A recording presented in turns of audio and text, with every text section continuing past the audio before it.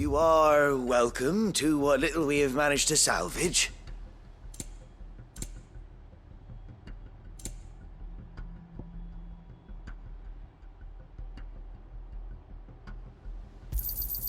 As you wish, my lord.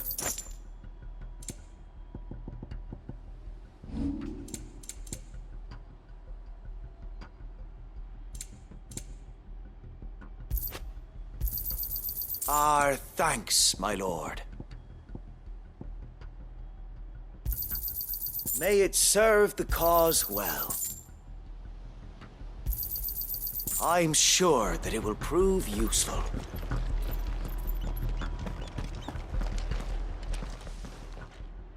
Tell us then, Sir Wade. What is your plan? Nothing fancy. You, Lady Jill and I make for Buett Bridge, and provoke the main host at their encampment. Sensing an opportunity to end the Guardians, the Black Shields will call for reinforcements, who will be met from the rear by parties of my brothers hidden throughout the surrounding hills. This will allow us to wage battle on the bridge without fear of being overwhelmed. While the Black Shields have an advantage in numbers, you see, they prefer to fight in small units, which we can use to our advantage. How small exactly? Small enough, now that I have you and Lady Jill for company. I doubt I could have done this on my own. But until we arrived, that was your plan. You haven't changed a bit. So Wade, the bearers from Old Hill have been laid to rest. Very good. Now make ready for battle. As you command.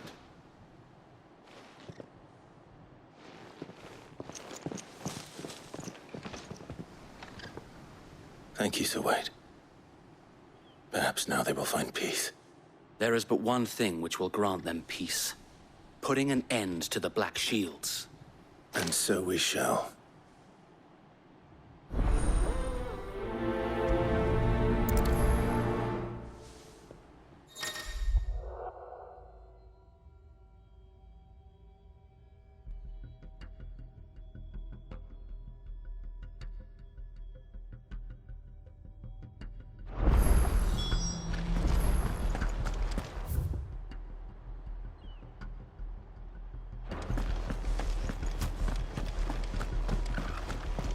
May the blessing of the Phoenix go with you.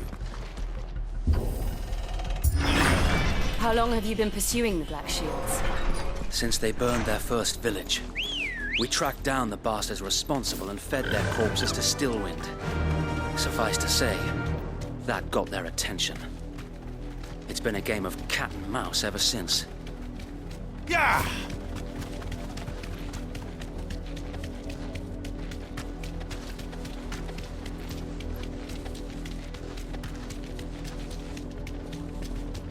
I got me sideways. Come along now.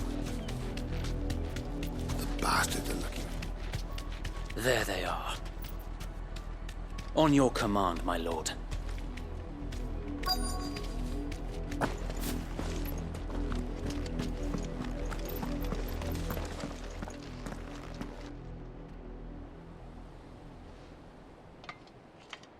What is it now?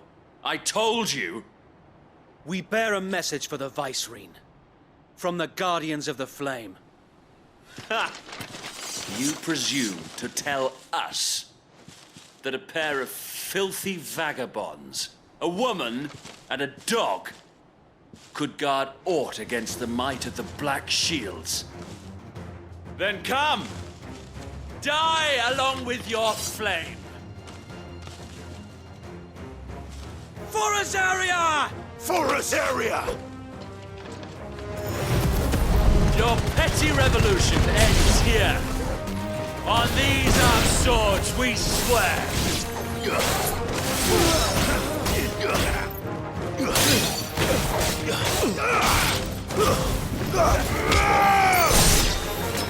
Bloody hell! Reinforcements from the far bank! Another wife who'd fight their battles for them. Nice try. More dragons. Worms. The Imperials aren't taking any chances.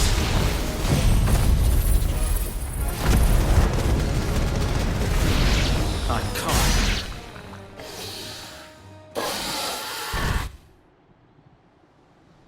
A noble stand, albeit a misguided one. In taking it, you have but proven our point. That this land is in dire need of cleansing.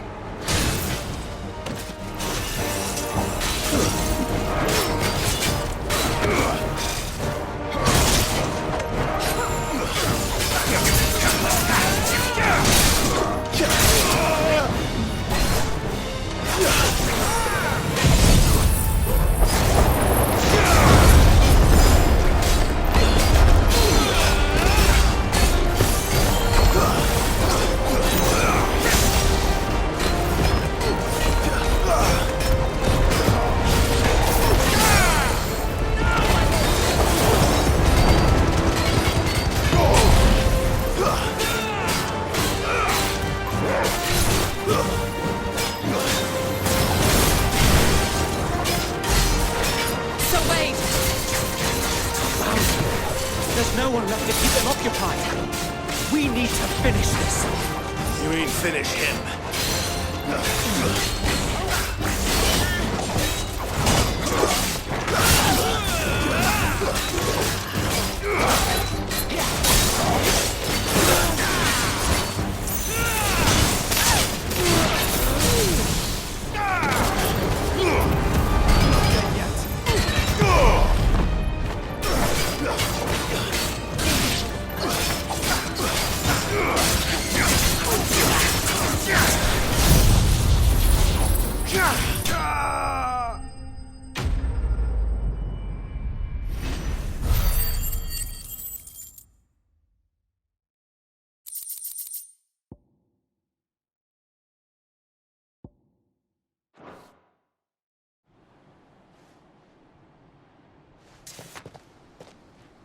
I don't see any more.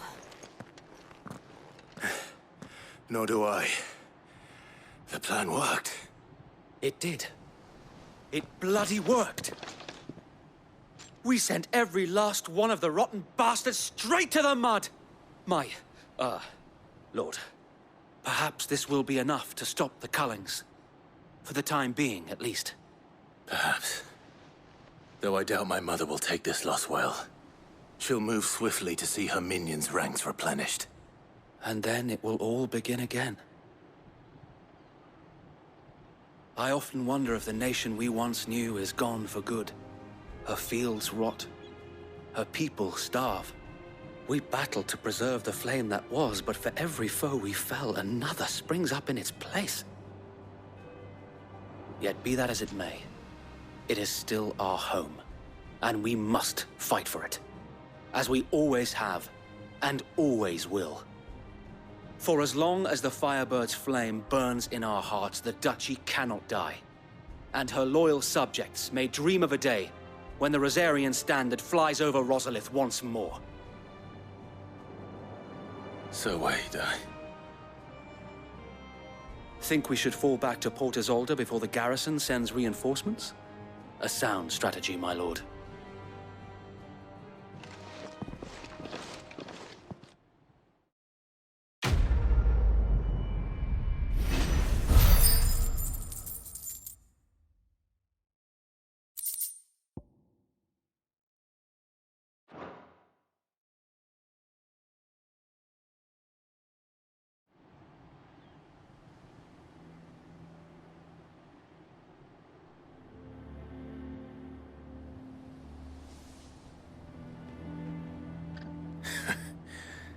And how long has my uncle been funding you and your comrades' endeavors? Since the beginning. Lord Byron was the first person I turned to after forming the Guardians. And had I known of this tunnel back then, I wouldn't almost have been hanged by the city guard for trying to sneak over the wall. I suppose a formal request for an audience would have appeared suspicious. And appearances must be maintained. Were the Vice-Regency to catch wind of Lord Byron's involvement in our movement, they'd seize his estate and send him to the gallows, where he would be of no use to anyone. And so, though it sickens him to the soul, he plays the part of the loyal lord, knowing that one wrong move might prove his downfall. It is why he remains ever vigilant. Don't be surprised if he refuses you an audience, especially since you're famously dead. Then I will have to think of a way to prove that I am neither wraith nor wrongdoer. I might have something which could help with the latter. It's the mark of the Guardians. Display it, and those who love Rosaria will know where your loyalties lie.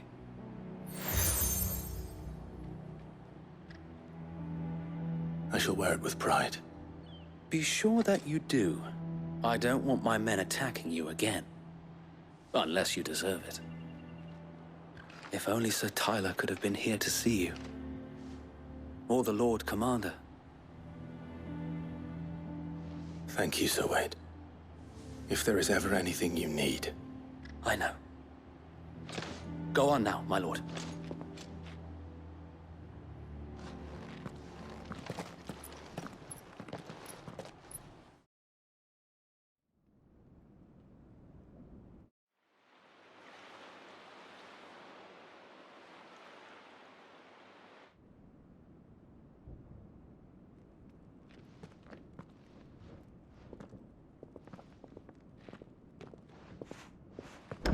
How accommodating. Do you really think they believe we are who we say we are? Not a chance.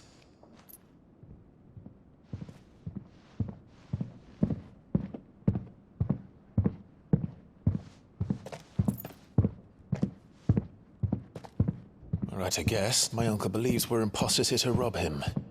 And means to string us up himself.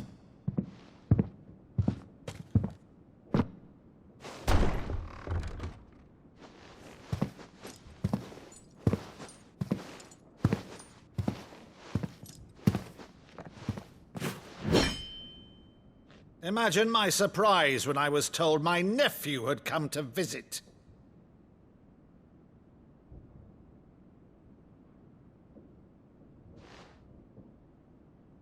Clive Rosfield died long ago.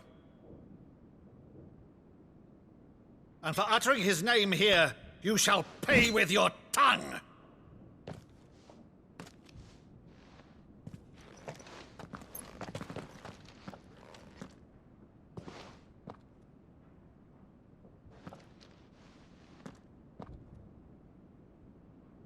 You would mock me as well?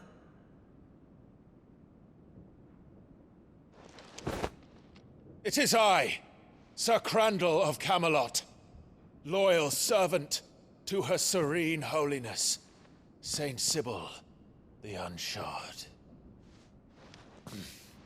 Meadow, thou vile sorcerer, for thy crimes against church and crown, I shall have thy head.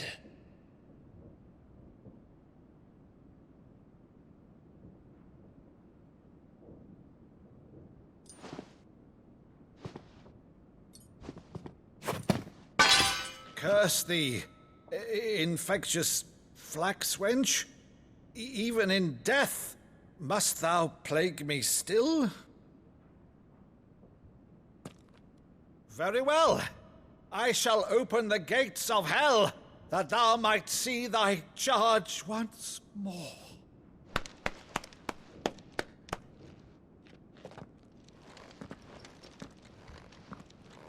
Bravo, Uncle. You're still the finest Maddo in the twins. Oh, Clive, my dear boy, it's really you.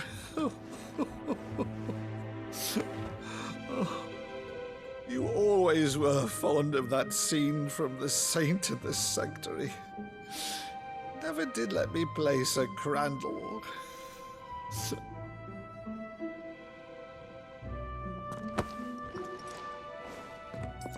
I have a favor to ask, Uncle Byron. Rutherford, inform the kitchens. There'll be guests. We dine immediately. But, Uncle... You can't very well regale me with the tale of your miraculous preservation on an empty stomach. Go on, sit.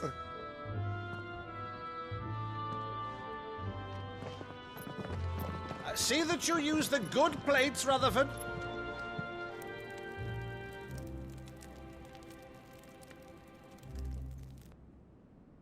So you arrived late to one of her cullings, did you? Since becoming Vicereine, Annabella has been a constant thorn in Rosaria's side, but these atrocities are a new low. Something has changed. Quite what, I don't know, but the woman we knew is gone, and a monster sits in her place. A monster. For better or worse, I've been charged with governing this town, and thus must maintain the illusion of obedience. That's all I can do to aid Wade and his merry band of revolutionaries. So he's told us. You have risked much for Rosaria. Our nation will be forever in your debt.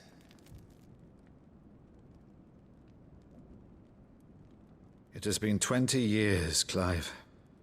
The nation your father and your forefathers fought to defend is no more. Perhaps it would be otherwise had I the courage of my brother.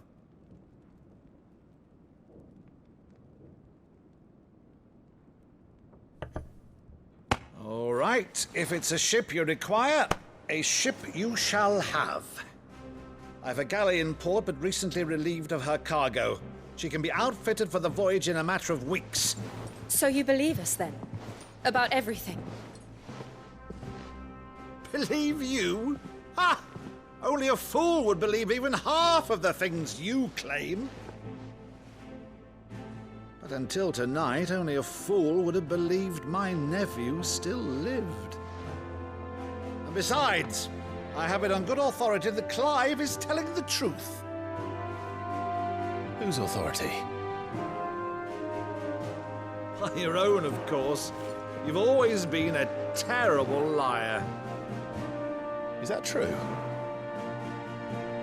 It's not untrue. Let's say no more about it, eh? It wouldn't do to linger on my nephew's greatest failing.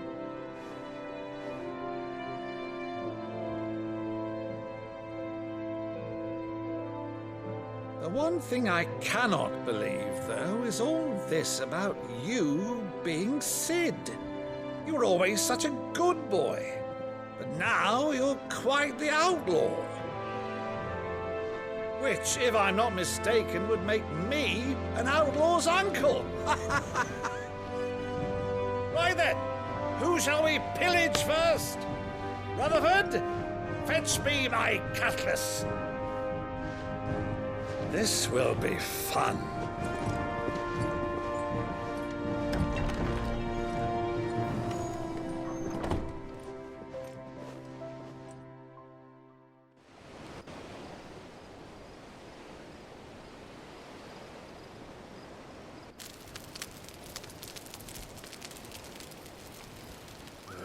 Over there. Go on. She's a fine ship, isn't she? Once outfitted, she'll bear us across the boiling sea to Drustenus in the space of 3 days.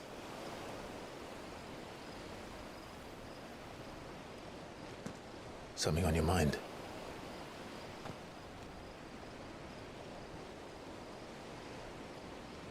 Monsters. When I served the Iron Kingdom, I did so because I saw no other choice. Because once they learned that the lash would not move me, they turned it on those who could.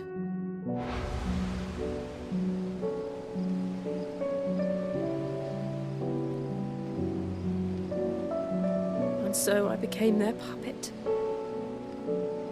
I let them pull my strings, telling myself it was not my hand that swung the sword, but another's. I removed myself from the truth so I wouldn't feel the pain it caused.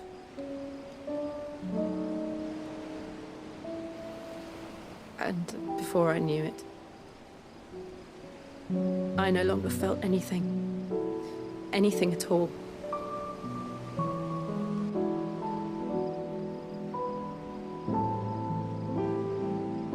I had become a monster. Jill.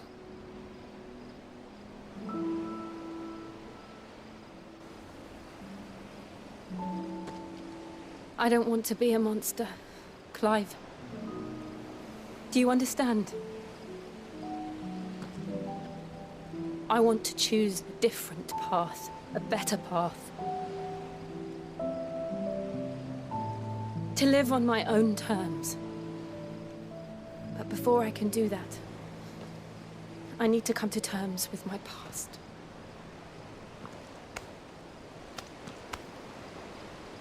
And when you do, I'll be standing there with you, just as you stood with me.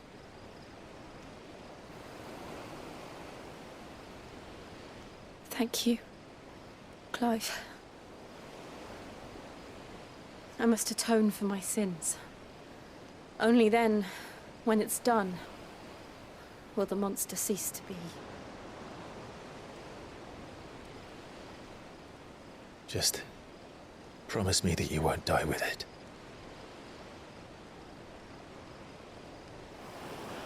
Now, let's get some sleep. The journey back to Benamir is long, and there is much to tell the others.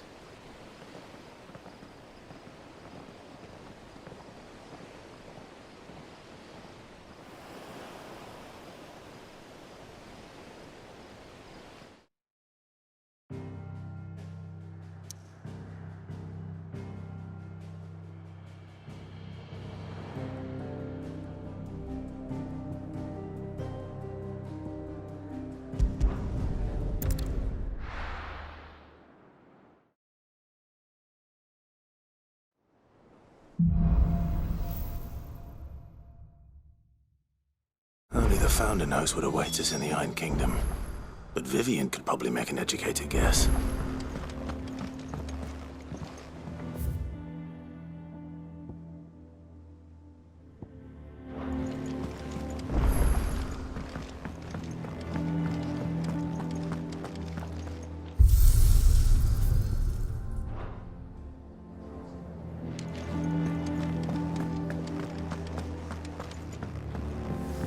Deadlands wouldn't be half as bad without all the bloody dust.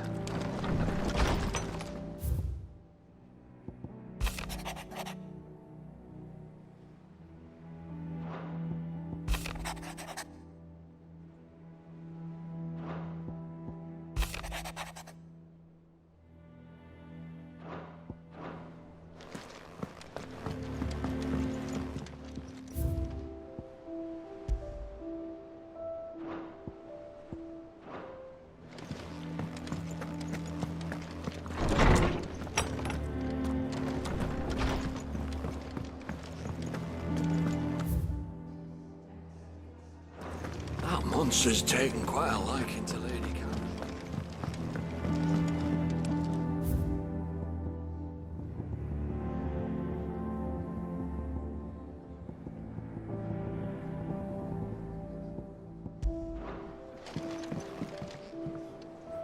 I didn't take you for a scholarly van. Oh, this? It's Valisthea, a culinary pilgrimage. I borrowed it from old tomes. Seems there's no creature in the realm so foul it can't be cooked up into something delicious. Think I'll stick to the unfoul ones, thanks. Oh, where's your sense of adventure, Sid? Honestly, one glance at these recipes, and even you would trade in your sword for a butcher's cleaver. From spit roasts to sweetmeats, this book has them all.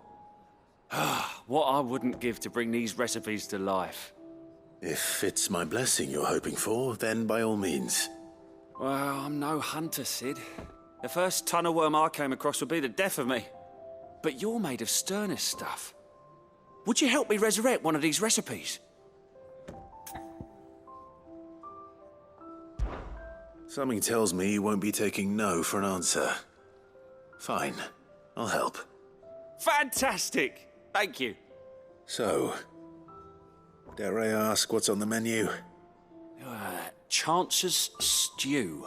It was once a favourite among the gourmands of Oriflamme, if the author is to be believed. Though Molly's never heard of it. The only problem is that while the recipe is extremely detailed in most respects, it's infuriatingly cryptic as to the main ingredient. A beast, no doubt. Most likely something that would make easy work of a simple cook with more broth than brawn, but unwanted violets. I've no idea what they might be. Does the book say anything else? Well, only that the sweetest violets sprout atop the bed of roses. Roses. Rosaria, perhaps? One of the butchers in Martha's Rest might know something. I'll ask next time I'm there.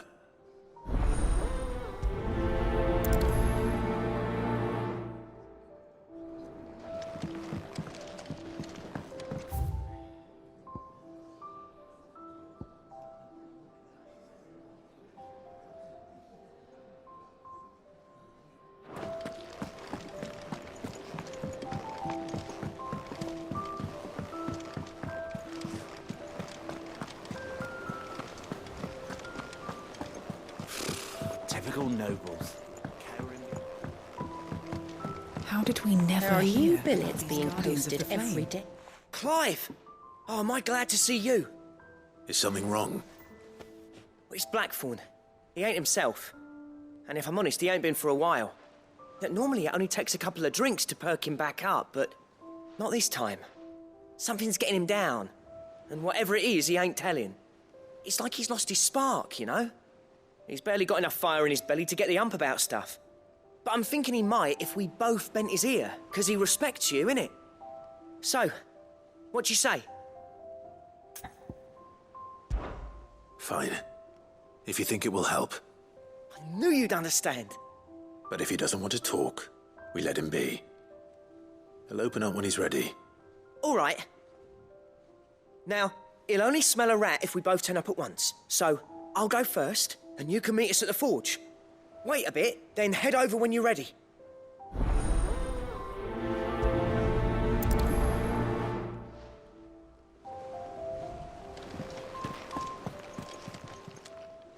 Welcome to the Patron's Whisper. Come to claim your just desserts? All yours. Come again. I may have more for you.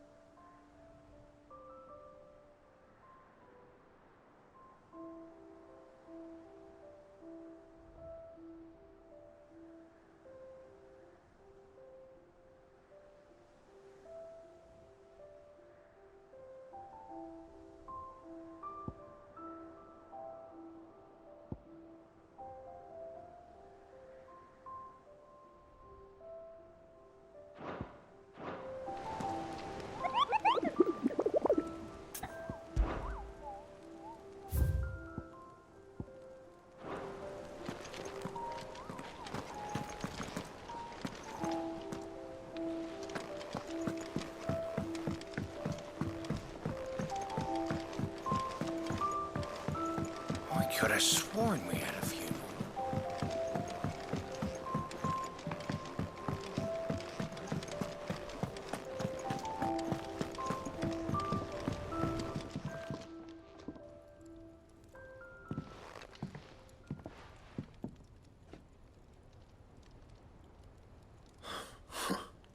First August, and now you. What are you pair up to? What's it got to do with me? August was worried that something had been weighing on your mind. I thought you might want to talk about it. Did you now? I told you not to stick your nose in my business. What'd you go and do? Clive just wants to help, innit? What's so bad about that? Talk to him. You never know, you might feel better for getting it all out in the open. Please, mate. I'm worried about you. Phil shut you up. It's nothing really. Stupid. Not the sort of thing you bother people about. Why don't you tell us all the same?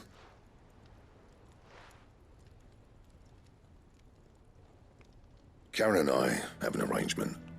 I keep an eye on Goots, and she shows me what the competition's up to. Interesting arms and armor, things like that. Anyway, the other day, she shows me a cuirass she's come by. Masterpiece of level work. Light, supple, and tougher than it had any right to be. Made my stuff look like heavy, clumsy shit. I should have brought the bastard thing there and then just to study it, but I was too proud. And now every time I reach for my hammer, I'm reminded that I'm not the craftsman I thought I was. There.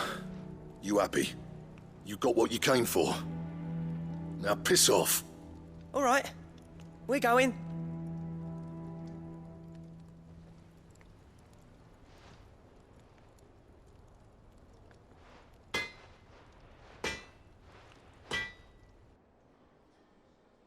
I always thought of old Blackthorn as a bit of a force of nature. Like a storm cloud full of hail. Didn't think anything could rattle him. Least of all a stupid piece of leather. Blackthorn's always taken pride in his craft. Questioning it means questioning himself. Something tells me this is only going to get worse.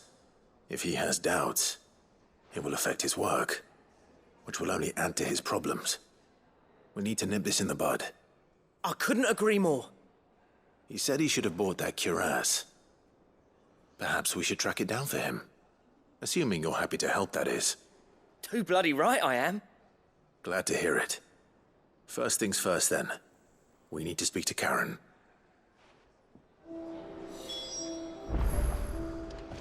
That monster's taken quite a like. Karen, do you have a moment? Blackthorn mentioned that you'd recently come by a leather cuirass. An exquisite example of the craft, from what he told us. And he ain't been himself since he saw it. So we thought we'd buy it for him. Sorry, sold it already. Didn't think Blackthorn cared for it the way he turned his nose up. But it was nicely put together, that's for certain. Even if the bloke who made it is a bit of an odd one. Happened across him on my travels. Makes all his stuff to order, but the fella who commissioned it refused to pay. He didn't like the colour of summit. So I took it off his hands for a fair price. You don't know where we might find him, do you? Like I said, he's a bit of an odd one. Doesn't even have a workshop. He don't trust hunters neither, which means he spends as much time out tracking beasties as he does working their hides. I see.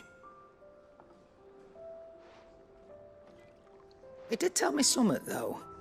Apparently, his next commission's for a set of griffin hide greaves. Here, there's a griffin on the hunt board. The curse breakers were placing bets on who'd bag it. Now, where the bleeding hell was it sighted? Somewhere in Sambrec, maybe. Caer Northern, that was it. Thank you, Karen. We'd be lost without you. At least you admit it. So, it sounds like going after that griffin might be the best chance we have of finding our roaming leatherworker. I'll leave the hunting to you if you don't mind. While you get on with that, I'll ask around the markets. See if I can't sniff out who he is and where he's hiding. Good idea. Hopefully one of us will be able to track him down.